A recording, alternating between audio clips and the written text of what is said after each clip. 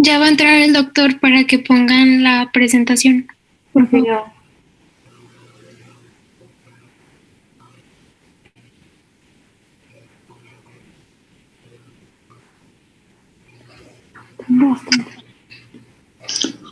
Sí, buenas tardes. Buenas tardes, Doc. Buenas tardes, Doc. Adelante. Buenas tardes. Por favor. Buenas tardes. ¿Se está proyectando? Todavía no. Yes. Ya está proyectada. Qué bueno.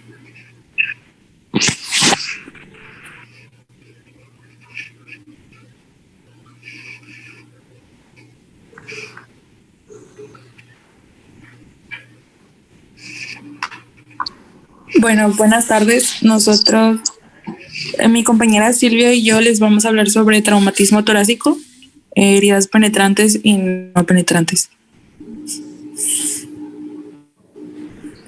Bueno, es la causa fundamental de muerte en un 25% de los traumas y contribuye a la mortalidad en otro 25 a 50%.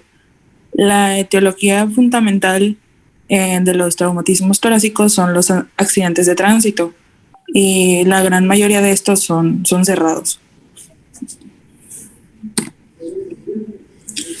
El traumatismo en sí se trata de la lesión de los órganos o de los tejidos que se produce por una acción mecánica externa. El traumatismo va a implicar un daño físico que, pues, en algunos casos puede derivar en complicaciones secundarias que van a poner en riesgo la vida. Se dividen en dos, está el trauma cerrado y el trauma abierto. El trauma cerrado resulta de la aplicación de energía sobre los tejidos, lo cual pues los va a lesionar sin violar su integridad.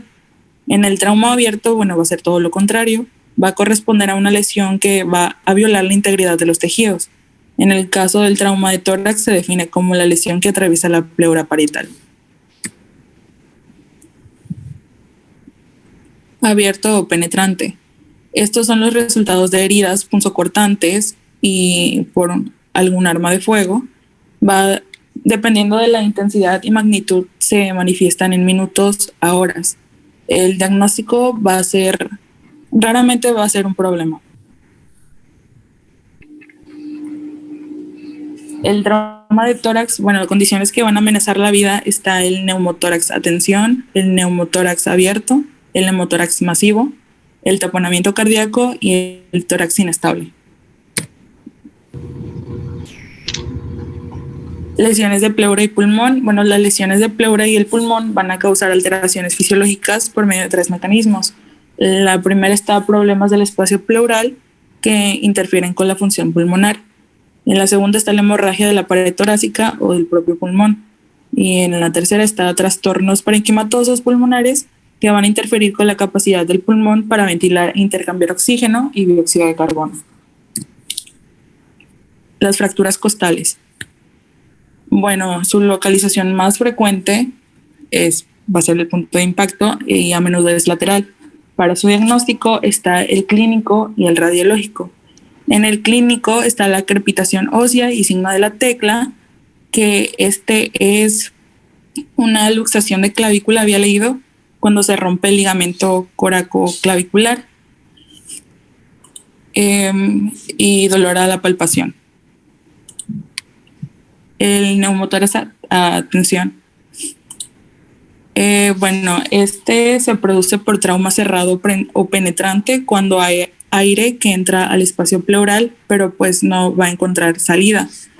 Y da lugar a una acumulación de aire en el espacio pleural hasta llevarlo a una presión positiva, lo que va a llevar a un colapso total del pulmón. Y aquí podemos ver una imagen de una radiografía en donde en el hemitórax izquierdo se ve una gran acumulación de aire y está desplazando lo que es la silueta cardíaca, el pulmón en sí y la tráquea.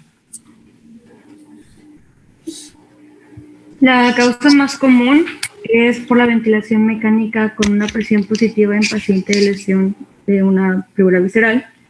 Su diagnóstico clínico no es necesario esperar una radiografía para que se pase estable e inestable. Podemos encontrar lo que es el dolor torácico, una falta de aire, taquicardia, hipotensión, ausencia de la entrada de aire unilateral y distensión de las venas del cuello. En su tratamiento podemos tener una descompresión inmediata que se va a hacer utilizando una aguja en el segundo espacio intercostal con la línea medioclavicular o un tubo de tórax. Las lesiones penetrantes abarcan del 15 al 30%. En los pacientes que sufren hemotórax de trauma penetrante o cerrado, si tienen más de 1500 cc o más de 200 cc por hora en las primeras 4 horas, o 100 cc por hora continuo durante 12 horas, o tubo de tórax que colecta con coágulos, se practica una toracotomía.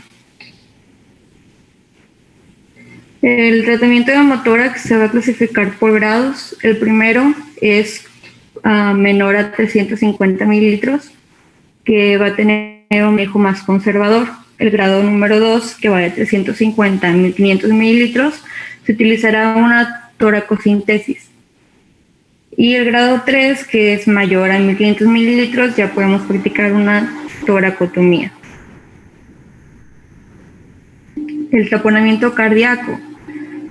Es una ocupación aguda de la cavidad pericárdica debida a trauma cardíaco penetrante o cerrado. El resultado inmediato es hipotensión si el grado de compresión cardíaca es significativa. La pericardiocintesis con aguja puede ser como una maniobra temporal para descomprimir parcialmente la cavidad pericárdica. El mejor abordaje terapéutico es la cirugía definitiva, si se considera la existencia de una herida cardíaca.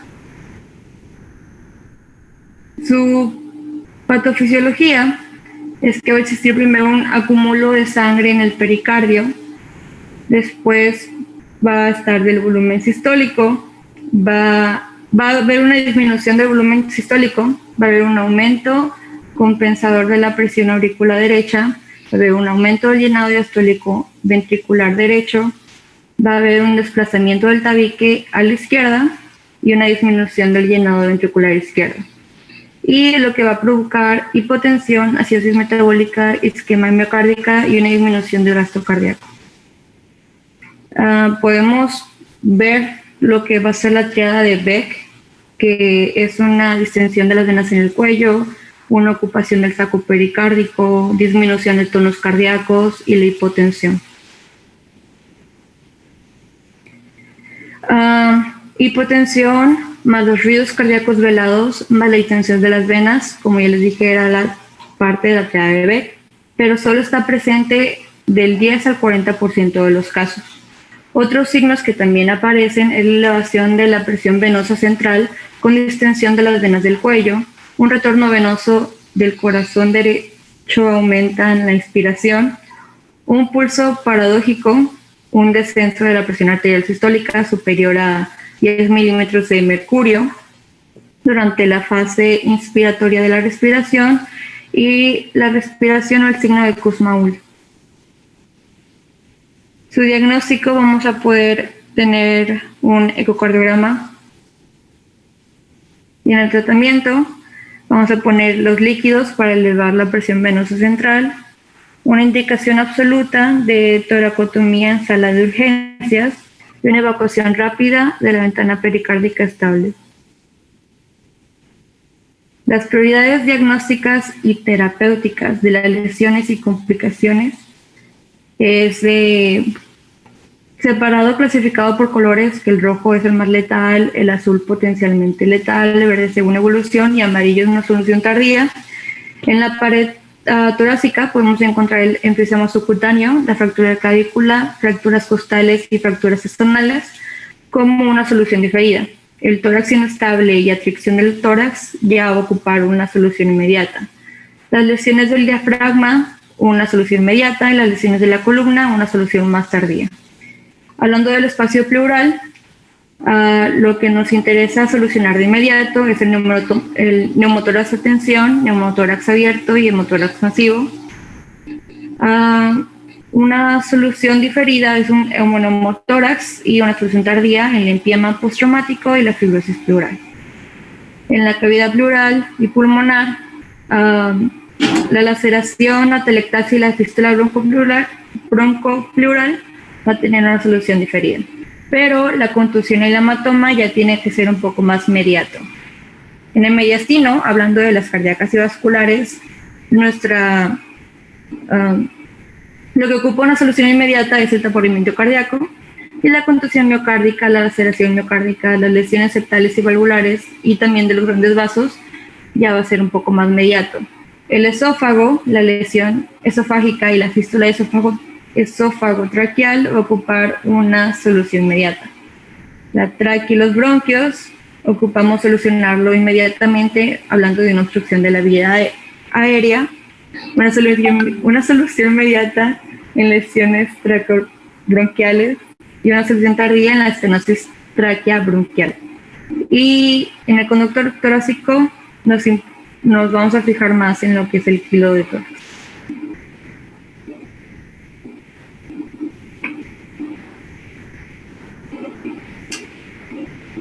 Y es todo.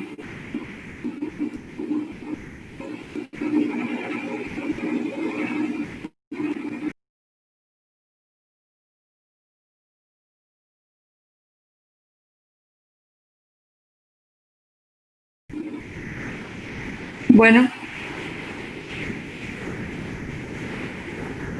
Sí, adelante. Sí, ya acabó la presentación. Ok, muy bien. Entonces, me llama la atención, dijo usted que el neumotórax de tensión, ¿cuál es la primera causa?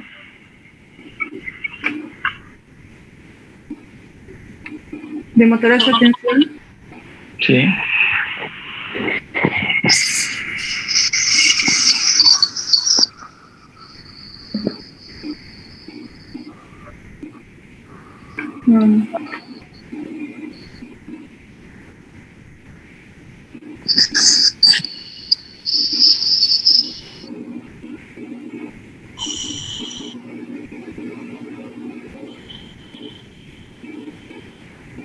Es que ahí en esa diapositiva pone la causa más común, que es la ventilación mecánica. Dice ventilación mecánica con presión positiva en pacientes con una lesión de pleura visceral, ¿verdad? Sí. O sea, me imagino que es un paciente que ya tiene una lesión previa. El paciente tiene una lesión de la pleura visceral. No sé, las principales causas de neumotórax de tensión son traumáticas, la mayor parte traumáticas, y también de traumáticas me refiero a la complicación, por ejemplo, cuando uno pone un catéter venoso central por vía subclavia, es muy frecuente hacer neumotórax, y ese neumotórax se puede hacer a tensión, ¿sí? No es frecuente la ventilación mecánica cuando el paciente está bien ventilado, y cuando nosotros cuidamos muy bien a un paciente que está con ventilación mecánica es muy difícil, salvo a lo mejor por eso es que se menciona que el paciente ya tenga una lesión previa, ahí sí, ¿verdad? En un paciente virgen que no es traumático, es muy, pero muy raro hacer un neumotórax de tensión con la ventilación mecánica, ¿sí? La mayor parte de estas lesiones son traumáticas, ¿sí? Aquí es bien importante lo que usted mencionó, cuáles son las patologías que tenemos que hacer una acción inmediata, ¿verdad? Porque ponen en riesgo su vida, todas esas. La que nosotros nos enfrentamos mucho es el neumotórax a tensión del paciente que está internado. O sea, esas causas, por ejemplo, de neumotórax a tensión, lo vemos en los servicios de urgencias y casi son producto de un traumatismo. Ahí lo más importante es diagnosticar. Inmediatamente hay que valorar al paciente y tomar radiografías. Si tenemos la sospecha clínica y se corrobora con una placa de tórax, lo vamos a ver el neumotórax y todas las estructuras del mediastino desplazadas hacia el lado contrario. El peligro del neumotórax es que por la tensión ejercida el corazón falla, ¿verdad? El corazón no se puede llenar de sangre y después bombear, por eso ese paciente va a fallecer. Si tenemos una sonda pleural a la mano o a un cirujano, bueno, esos son procedimientos que el urgenciólogo lo puede hacer, pero en ocasiones en los servicios de urgencias pues no hay urgenciólogos, hay médicos generales. En ocasiones no tenemos a un cirujano a la mano para colocar una sonda intrapleural. Lo que hacemos es, como dice ahí, se coloca un yelco grueso en el segundo espacio intercostal para external del lado afectado, ¿verdad? Entonces, se introduce ese yelco, pero lo que tenemos que hacer nosotros es hacer un sello de agua. Un sello de agua. Si yo meto la aguja sola, pues la voy a provocar más neumotórax, ¿verdad? Entonces, lo que tengo que hacer es le introduzco un yelco, pero ese yelco lo tengo que conectar a un Venopac de los sueros. Y ese Venopac lo tengo que poner en una solución fisiológica o en un frasco con agua y meto el otro extremo del Venopac en el agua, en el frasco con agua o en el suero. Entonces, eso hace que se salga el aire y se va hacia el líquido y se va otra vez expandiendo el pulmón y no se forma neumotórax. Ese es un procedimiento temporal nada más mientras preparamos el equipo para colocar una sonda intrapleural y ese procedimiento le salva al paciente la vida, ¿no? Ya los demás son un poquito más complicados. El paciente que viene por un derrame pericárdico o sangre en el pericardio y hace un tamponamiento cardíaco, ese paciente sí va a tener necesidad de hacer una punción para extraer el líquido contenido en el pericardio y pasarlo a quirófano, a cirugía de tórax. Muy bien. Preguntas, dudas que tengan.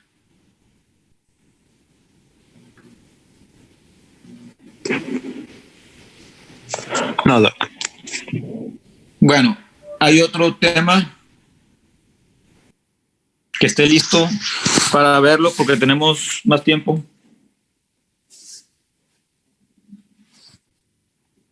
Sí, doctor, ahorita lo ponen. Sí, doctor, ya tengo listo mi tema, solo estoy esperando a que mi compañera se conecte. Ok.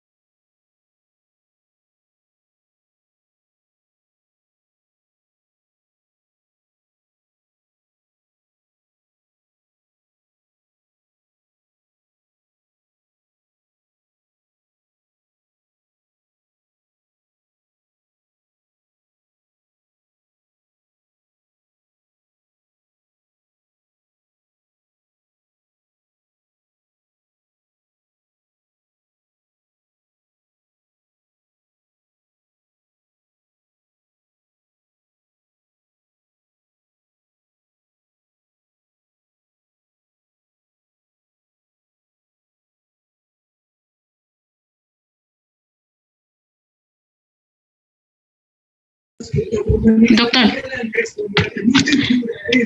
no sé si pueda pasar otro equipo mientras se conecta mi compañera. El otro adelante. O sea, la cosa aquí es ver, de ser posible, más temas, porque andamos retrasados. Entonces, procuren en esta hora, 2 horas que tengamos, ver todos los temas que pueden ser posibles, por favor. Si no están listos los otros, pues adelante.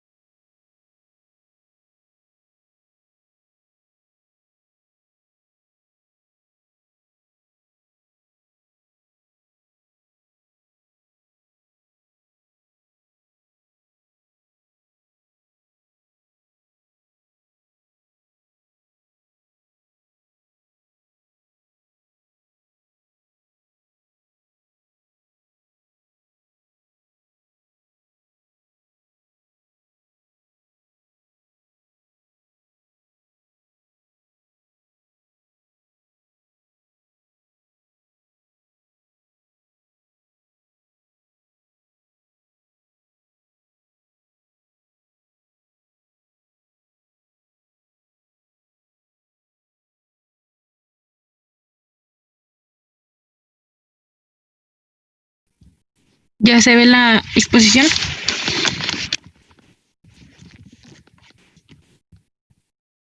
Sí, Bueno, a mi compañera y a mí nos toca el tema de neumotórax y hemotórax.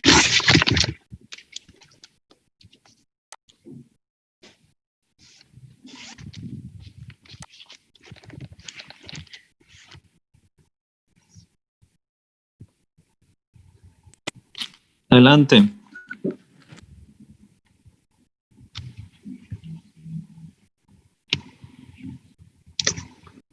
Voy.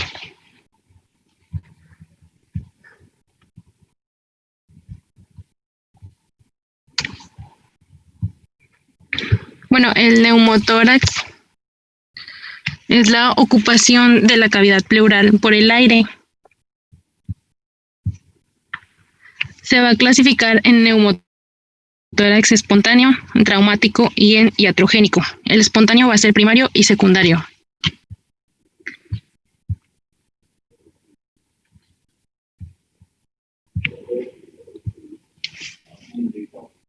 Las principales causas del neumotórax espontáneo primario, pues más que nada suele deberse a la rotura de las bolas pleurales apicales, espacios quísticos pequeños que se encuentran dentro o inmediatamente debajo de la pleura visceral. El neumotórax secundario, la mayoría se van a deber a enfermedades pulmonares obstructivas, pero también se han reportado con casi todas las enfermedades pulmonares. En pacientes con enfermedad pulmonar, el neumotórax es más peligroso para la vida por la falta de reserva pulmonar en las personas sanas. El neumotórax traumático se debe a un traumatismo torácico penetrante o no penetrante. Y el iatrogénico es un tipo de neumotórax traumático cada vez más común. Principalmente las causas son la aspiración con aguja transtorácica, la toracocentesis y la inserción de catéteres intravenosos centrales. En la fisiopatología, pues más que nada va a ser que la entrada del aire va a ser por una pérdida de la presión negativa intrapleural o por un colapso. Va a estar la cantidad del aire, el estado general y el estado funcional del neumotórax. En las manifestaciones clínicas del neumotórax más frecuentes van a ser la disnea o el dolor torácico. El dolor puede ser leve o severo en el comienzo y continúa como dolor pesado que se acentúa con los movimientos respiratorios. Algunos pacientes pueden ser asintomáticos.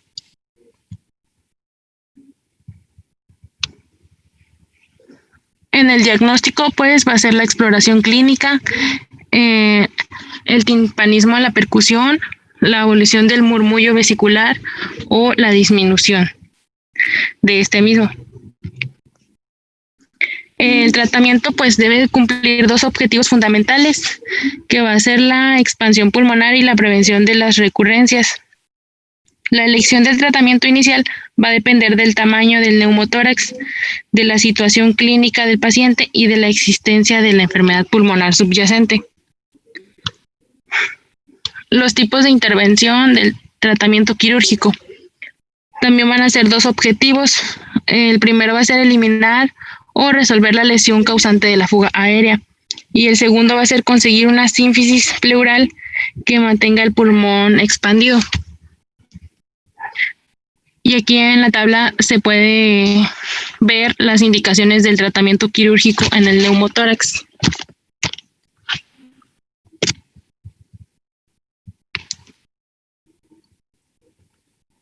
El hemotórax va a ser la acumulación de sangre en el espacio pleural.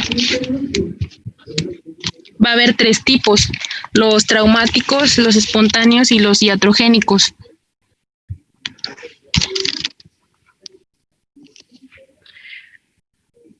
En un hemotórax implica la presencia mínimo de 250 mililitros de sangre en el espacio pleural.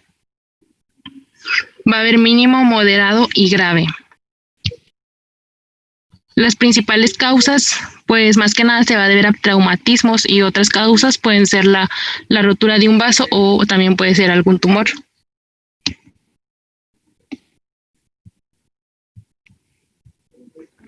Los signos y síntomas pues varían dependiendo de la causa, el volumen y la velocidad de la acumulación.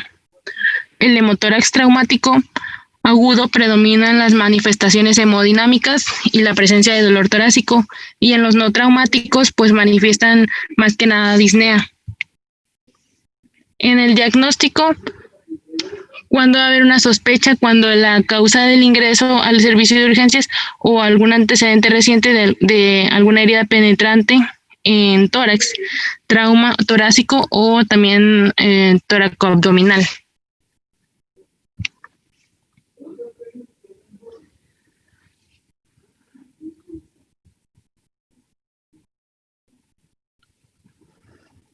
Se va a tener en cuenta el hematocrito en líquido pleural y los estudios de imagen.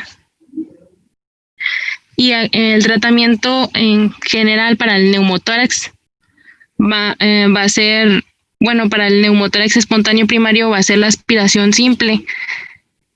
Y cuando los pacientes tienen un neumotórax secundario se tratan mediante una toracostomía con sonda.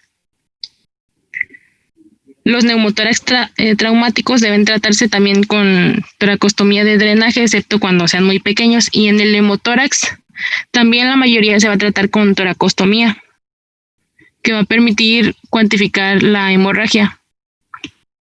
Y ya eso es todo.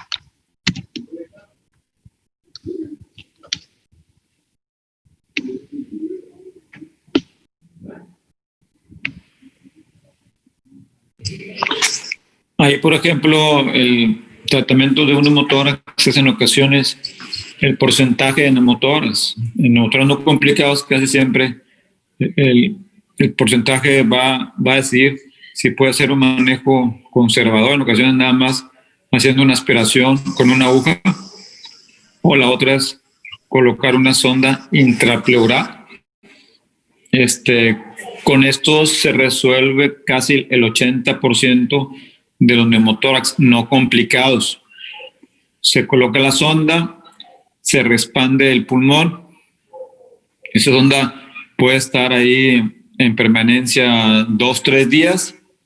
Después lo que se hace es que se pinza la sonda, se toma una placa para ver si el pulmón no se colapsó. Igual, se pinza la sonda, nos esperamos 2 o 3 días para estar bien seguros que ese pulmón no se va a colapsar y se retira la sonda. Ese es el tratamiento de los neumotórax simples, no complicados, ¿no? ¿Preguntas, dudas? Y bueno, y el neumotórax es el mismo procedimiento. Lo que hacemos es colocamos la sonda y esperar que ya no drene sangre, ¿verdad? Que el gasto por la sonda, el gasto hemático sea cada día vaya en descenso. Cuando yo pongo una sonda intrapleural en tórax y el paciente sigue sangrando y en vez de disminuir el gasto sigue aumentando, ese paciente sí va a necesitar una revisión en quirófano con una toracoscopía o toracotomía, pero el neumotórax que se resuelve con una sonda y vemos que pasan los días y hay disminución del gasto, ya cuando sea un gasto mínimo se hace exactamente lo mismo. Se pinza la sonda, se toma una placa de control, se queda la sonda pinzada 2-3 días y luego se retira. ¿Ok?